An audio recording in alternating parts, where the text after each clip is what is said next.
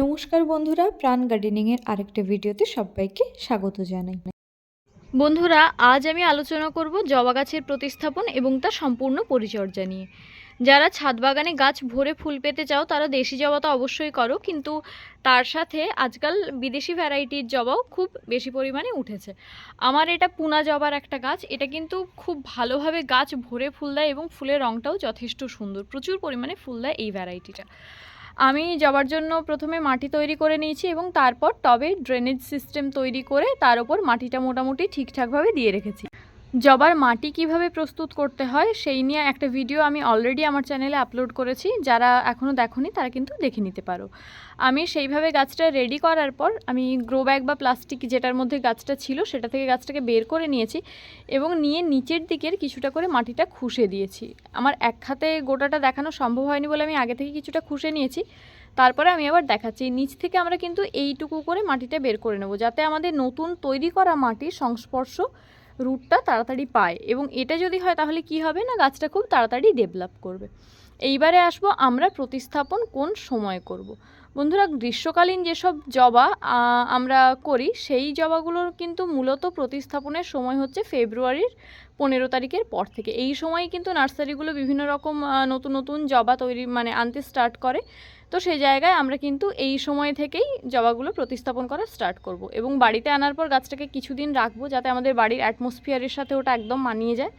এবং তারপর যেটা করব সেটা হচ্ছে যে গাছটাকে কিন্তু আমরা সন্ধেবেলার দিকে চেষ্টা করব প্রতিস্থাপন করার। এনে 2-3 দিন জল না দিলে ওটা এমনি গ্রো ব্যাগ থেকে বা টবে থাকলে টব থেকে বেরিয়ে আসবে, তারপর আমরা গাছটা প্রতিস্থাপন করব। তো গাছ প্রতিস্থাপনের জন্য আমরা কীরকম টব নির্বাচন করব। আমি কিন্তু সবসময় 10 বা 12 ইঞ্চি টবেই গাছ করে আসি এবং তাতে আমার খুব একটা কোনো রকম সমস্যা হয় না। তো বন্ধুরা, যারা নতুন বাগানি তারা কিন্তু শুরুতে 10 বা 12 ইঞ্চি টবে করো না, তারা কিন্তু ওয়াটার ডিসব্যালেন্সড ব্যাপারটার সাথে খুবই বেশি জড়িয়ে পড়বে, ফলে গাছ কিন্তু নষ্ট হয়ে যাবে। তো সেই জায়গায় যারা জলের পরিমাণটা ঠিকঠাক করে এখনও বুঝতে পারো না বা যাদের সেই নিয়ে সন্দেহ আছে, তারা কিন্তু শুরুতে 6 ইঞ্চি টবে তোমরা গাছটা প্রতিস্থাপন করবে এবং তারপর গাছটা যখন একটু বড় হবে, রুটটা একটু বাউন্ড হবে, তারপর সেটাকে 8 ইঞ্চি এবং তারপর 10 বা 12 ইঞ্চি টবে প্রতিস্থাপন করবে। এইটা হলো আমরা কোন টবে গাছটা প্রতিস্থাপন করব। এইবার হচ্ছে রাখবো কোথায়। গাছটা কিন্তু আমরা ফুল সানলাইটের তলায় রাখার চেষ্টা করব। একদম যখন আমাদের এখানে গ্রীষ্মের তীব্র দাবদাহ সৃষ্টি হয়ে যায় তখন কিন্তু আমরা এটাকে গ্রিন নেটের তলায় রাখলেও রাখতে পারি, না রাখলেও খুব একটা সমস্যা হয় না। সেক্ষেত্রে গাছটা হয়তো পাতাগুলো একটু হলুদ হয়ে যায়, আদারওয়াইজ কোনো সমস্যা আমি লক্ষ্য করিনি। এই গাছটা আমি এর আগেও যেহেতু করেছি, তো আমি গরমকালে কিন্তু খুব একটা সমস্যা লক্ষ্য করিনি। এবার যেহেতু কলকাতার টেম্পারেচার তুলনামূলক একটু বেশি থাকে, সে জায়গায় গ্রিন নেটের তলায় রাখলে একটু বেশি ভালো হয়। এইবারে আসছি আমরা কি খাবার দেব। বন্ধুরা, খাওয়ার তো জবা গাছে বিভিন্নভাবে দেওয়া যায়। খাওয়ার আমরা যেভাবে দেব সেটা হচ্ছে যে ব্লাড মিল এবং স্টেরামিল 1 মুঠো করে নিয়ে সেই 2 মুঠো গোটা টবের চারিদিকে ছড়িয়ে 10 বা 12 ইঞ্চি টবের জন্য ওটা মাসে একবার করে দিলেই হয়ে যায়। এটা যারা অর্গানিক খাবার দিতে চাও তাদের জন্য বললাম। এবার অনেকেই আছো এই খাবারগুলো কিন্তু পাও না, ব্লাড মিল বা স্টেরামিল এগুলো কিন্তু পাও না। সেক্ষেত্রে যেটা করতে পারো সেটা হচ্ছে যে মিক্সড খাবার, যেটা সর্ষের খোল, নিমখোল, হাড় গুঁড়ো, শিংকুচি সমপরিমাণে মেশাবে, মিশিয়ে তার থেকে 2 মুঠো মতো টবের চারিদিকে ছড়িয়ে দেবে। এবার তার সাথে পটাশের সোর্স আমরা যাতে যোগান দিতে পারি সেটার জন্য 1 মুঠো কলার খোসার গুঁড়ো 10 বা 12 ইঞ্চি টবের জন্য টবের চারিদিক থেকে ছড়িয়ে ভালো করে খুশে জল ঢেলে দেবে। এটা মাসে 1 দিন করে করতে হবে। অনেকে 1.5 মাসেও দিয়ে থাকেন, তবে আমি বলবো যে 1 মাসে দিতে। আর যারা কলার খোসার গুঁড়োর বদলে সালফেট অফ পটাশ দেবেন তারা কিন্তু 15 দিন অন্তর সালফেট অফ পটাশ দেবেন এবং সেটা খাওয়ার যে চামচ হয় তার হাফ চামচ করে দিলেই হবে। এইবারে আসছি যাদের অর্গানিক খাবার কেনার মতো খুব একটা বাজেট নেই, তারা কি করবে না 1 মুঠো সর্ষের গুঁড়ো খোল নেবে, তার সাথে হাফ চামচের একটু কম ফসফেট নেবে এবং কাছাকাছি 1 চামচ পটাশ নেবে। নিয়ে ওই মিশ্রণটা 20 দিন অন্তর 10 বা 12 ইঞ্চি টবে চারিদিকে খুশে ভালো করে ছড়িয়ে জল ঢেলে দেবে। টব যদি 6 ইঞ্চির হয় তাহলে কিন্তু পরিমাণটা এর অর্ধেক করে নেবে, আর টব যদি এর থেকেও বড় পরিমাণে হয় তো সেই জায়গায় পরিমাণটা কিন্তু একটু বাড়িয়ে নিতে হবে, অর্থাৎ 18 ইঞ্চি মতো টব হলে পরিমাণটা এর ডাবল করে নিতে হবে। তো এইটা গেল যে আমরা কি খাবার দেব। এইবার আসছি জলের ব্যবস্থাপনায়। বন্ধুরা, জল আমরা কিভাবে দেব না, জলটা আমরা কিন্তু বুঝে বুঝে দেব। জবা গাছ কিন্তু খুব ভালো ময়েশ্চার পছন্দ করে, তাই আমরা লক্ষ্য রাখবো যাতে ময়েশ্চারের কোনো রকম অভাব না হয়। তো তো সেই বুঝে আমরা জল দেব। এছাড়াও এর স্পেশাল কেয়ার যেটা হয়, গরমকালে আমরা যদি প্রতিদিন গাছটাকে খুব ভালো করে জল দিয়ে স্নান করিয়ে দিতে পারি, সেটা গাছটার জন্য খুব খুব খুব বেটার হয়। তো আমরা সেই দিকটা কিন্তু খেয়াল রাখবো। যদি সম্ভব হয় দুবেলা, আর যদি সম্ভব নাও হয় তাহলে অন্তত একবেলা গাছটাকে কিন্তু ভালো করে জল দিয়ে স্প্রে করে স্নান করিয়ে দিতে হবে। এইবারে আসছি এটার রোগ পোকার বিষয়ে। বন্ধুরা, জবা গাছে অ্যাফিডস, মাইটস, থ্রিপস, বিভিন্ন রকমের রোগ পোকার আক্রমণ তো মোটামুটি হয়েই থাকে। তো সেই জন্য আমি বলবো, আমি যেটা লক্ষ্য করেছি, এতে কিন্তু মিলিবাগ বা জাব পোকার উপদ্রব খুব বেশি পরিমাণে হয়। এটার জন্য আমরা একতারা স্প্রে করতে পারি। আদারওয়াইজ যেটা করা যায়, আমি যেটাতে খুব ভালো রেজাল্ট পাই সেটা হলো 1 লিটার ঈষৎ উষ্ণ জলের সাথে, অর্থাৎ যেটাকে আমরা ঢকঢক করে খেতে পারি, সেই রকম একটা জলের সাথে 1 টাকার কোনো শ্যাম্পুর পাতা গোটাটা মিশিয়ে রোদের বেলা মানে 10টা 11টার দিকে ভালো করে ঝাঁকিয়ে গোটা গাছে স্প্রে করব। এবং এই স্প্রেটা 3 দিন ছাড়া 3 থেকে 4 বার করলেই মিলিবাগের টোটাল সমস্যা একদম দূর হয়ে যায়। বাকি রইল অ্যাফিডস বা মাইটসের যে সমস্যাটা, সেটা কিন্তু ডাইমেথয়েড 30% এই কম্পোজিশনের যে কোনো রকমের কীটনাশক, যেমন রোগর বা রোগর প্লাস বা টাফগর ইত্যাদি যে কোনো কিছু প্রয়োগ করলেই সমস্যাটা থেকে মুক্তি পাওয়া যায়।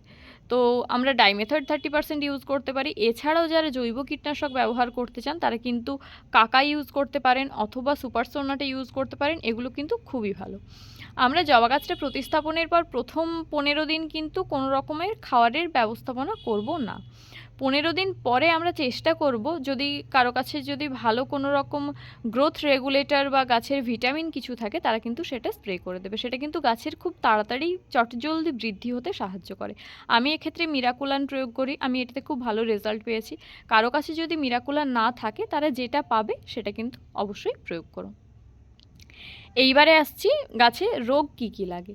বন্ধুরা, এর পাতা হলুদ হয়ে যাওয়ার একটা সমস্যা খুবই আসে, সেটা অনেক সময় ম্যাগনেসিয়াম সালফেটের অভাবে হয়ে থাকে। তাই আমি বলে থাকি যে 2-3 মাস ছাড়া ছাড়া গাছে যখন আমরা মিক্সড খাবার দিই বা নর্মাল খাবার দিই, তার সাথে ছোট আইসক্রিম চামচের 1 চামচ করে ম্যাগসালফা বা এপসম সল্ট গাছের গোড়ায় দিয়ে ভালো করে খুশে জল ঢেলে দেওয়ার কথা। বা এটা 1 লিটার জলে 1 গ্রাম মিশিয়ে ভালো করে ঝাঁকিয়ে মাসে 1 দিন বা 15 দিন ছাড়া গাছের পাতায় স্প্রেও করা যায়। তাতে কিন্তু গাছের পাতাগুলো খুব চকচকে সবুজ থাকে। আচ্ছা, এবার আসি আরেকটা যে কারণে গাছের পাতাগুলো হলুদ হয়ে যায়, সেটা হচ্ছে ছত্রাকের আক্রমণে। তো বন্ধুরা, জবা গাছে কিন্তু ছত্রাকের আক্রমণ খুব একটা বেশি হয় না, কিন্তু যখন সিজন চেঞ্জের সময় বা বর্ষাকালের যখন ওয়েদার চেঞ্জের সময় হয়, তখন কিন্তু ছত্রাকের অ্যাটাক হয়। তো তার জন্য যে কোনো রকম একটা ভালো মানের ফাঙ্গিসাইড মাসে 1 দিন করে স্প্রে করলেই হয়। জবা গাছে কিন্তু 15 দিন ছাড়া ফাঙ্গিসাইড স্প্রে করার খুব একটা প্রয়োজন হয় না। আমি বেশিরভাগ ক্ষেত্রে সাফ প্রয়োগ করে থাকি। তোমাদের কারোর কাছে যদি সাফ না থাকে, তোমরা M45, ব্লাইটক্স, ম্যানসার, যার কাছে যেটা থাকবে, রেডোমিল গোল্ড, তোমরা কিন্তু সেটাই স্প্রে করতে পারো। জবা গাছে কিন্তু সেইভাবে কোনো রকম সমস্যার তৈরি হবে না এক্ষেত্রে। তবে আমি বলবো যে শুরুতেই কন্ট্যাক্ট ফাঙ্গিসাইডে না গিয়ে সাফ বা এই ধরনের কিছু সিস্টেমিক ফাঙ্গিসাইড ব্যবহার করা তুলনামূলক বেশি ভালো, কারণ এটা পরিবেশের জন্য খুব ভালো এবং অর্থাৎ কম ক্ষতিকারক। আর সেক্ষেত্রে দেখতে গেলে যে আমাদের কন্ট্যাক্ট ফাঙ্গিসাইডের থেকে যেহেতু লেস হার্মফুল, বাজেটটাও আমাদের অনেকটা কম পড়ে। তো আমরা এইভাবে ছত্রাকনাশক মোটামুটি স্প্রে করব। তো এই রকমভাবে আমরা কিন্তু গাছের কেয়ারটা চালাবো, এবং এই কেয়ারটা চালাবো ঠিক ততদিনই যতদিন না পর্যন্ত গ্রীষ্মের তীব্র দাবদাহ সৃষ্টি হয়। গ্রীষ্মের যখন দাবদাহ তৈরি হয়ে যাবে, সেই সময় কিন্তু আমরা এই খাবারটা আর কন্টিনিউ করব না। তখন আমরা কিন্তু লিকুইড খাবারে কনভার্ট করে যাব। আমাদের তখন গাছের জন্য একটা আলাদা ডায়েট চার্ট, আমি সেই নিয়ে একটা ভিডিও বানাবো। তো তখন কি খাবার দিতে হবে আমি কিন্তু সেইটা বলে দেব। আবার যখন গরমটা কমে বর্ষা পড়বে, তখন কিন্তু আবার গাছের গোড়ায় খাবার দেওয়া যাবে। তো অনেকে সেক্ষেত্রে বলে থাকেন যে বর্ষাকালে কি গাছের গোড়ায় খাবার দেওয়া যাবে? অবশ্যই দেওয়া যাবে। এছাড়াও গাছের ক্ষেত্রে আরও কিছু কিছু কেয়ার যেগুলো করা যায়, সেগুলো হলো সপ্তাহে 1 দিন করে খোল পচা জল অবশ্যই গাছের গোড়ায় দেওয়া যায়। 100 গ্রাম খোলকে 3 থেকে 4 দিন পচিয়ে তার সাথে তারপর আরও 10 লিটার জল অ্যাড করে তারপর সেই জলটাকে ছেঁকে নিয়ে গাছের গোড়ায় খুব সুন্দরভাবে ইউজ করা যায়। তাতে গাছ খুব কুইক বৃদ্ধি পায়। অনেকে ফলের খোসা ভেজানো জলও প্রয়োগ করেন, সেটাও প্রয়োগ করা যায়, তাতেও খুব ভালো রেজাল্ট পাওয়া যায়। আমি এছাড়াও যে দুটো টিপসের কথা বলবো, সেটা হচ্ছে যে উইকলি একদিন করে এনপিকে 19-19-19 বা 20-20-20 এরকম কোনো একটা ব্যালেন্স এনপিকে 1 লিটার জলে 1 গ্রাম মিশিয়ে গাছের পাতায় ভালো করে স্প্রে করতে হবে। যারা গাছের পাতায় স্প্রে করার সময় পাবেন না, এটা কিন্তু ভোরবেলা স্প্রে করতে হবে, রোদটা একদম কড়া হওয়ার আগে, যখন গাছের পাতার স্ট্রোমাটাগুলো খোলা থাকবে, তাহলে গাছ কিন্তু সেটাকে ইনটেক করতে পারবে। আর যাদের সেটার সময় হবে না, তারা কিন্তু সপ্তাহে একদিন করে 1 লিটার জলে 1 গ্রাম করে এনপিকে 19-19-19 বা 20-20-20 কিছু দিয়ে গাছের গোড়ায় দিয়ে দেবেন।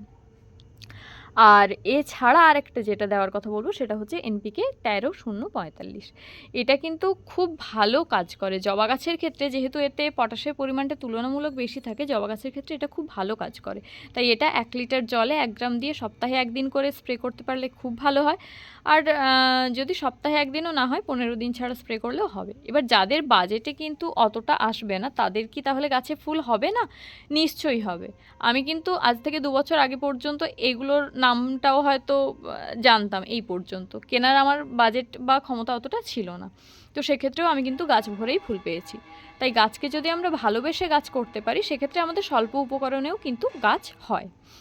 আর একটা যেটা কাজ করা যায় সেটা হচ্ছে গাছ প্রতিস্থাপনের 1 সপ্তাহ পর থেকে আমরা কিন্তু সপ্তাহে একদিন করে গাছের রুটের যাতে সঞ্চালনটা ভালো হয়, সেক্ষেত্রে হিউমিক অ্যাসিড গাছে প্রয়োগ করতে পারি।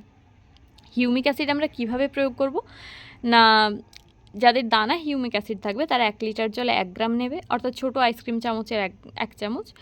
আর যাদের কাছে লিকুইড থাকবে তারা 1 লিটার জলে 1 ml নেবে, নিয়ে কিন্তু গাছের গোড়ায় দিয়ে দেবে। তো এইটা ছিল জবা নিয়ে আমার টোটাল কেয়ার এবং তার সম্পূর্ণ আলোচনা। কোথাও যদি আমি অমিট করে যাই কোনো পয়েন্ট এবং কারো যদি সেই নিয়ে কোনো কোয়ারিজ থাকে, তা অবশ্যই আমাকে কমেন্ট করে জানিও।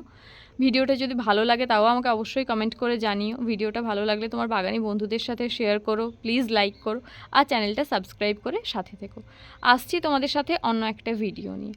আমি এবারে গাছের গোড়ায় জলটা দিয়ে দেবো। তো জলটা আমি কিন্তু প্রথমবার ভরপুর দিয়ে দেবো, যাতে নিচে ড্রেনেজ হোল দিয়ে জলটা বেরিয়ে যায়। তারপর থেকে কিন্তু আমি বুঝে বুঝে জল দেবো।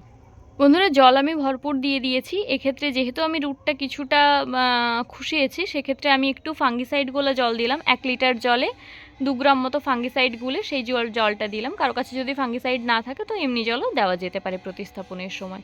তো এই ছিল জবা নিয়ে আমার টোটাল ভিডিও। আসছি অন্য একটা ভিডিও নিয়ে। নমস্কার।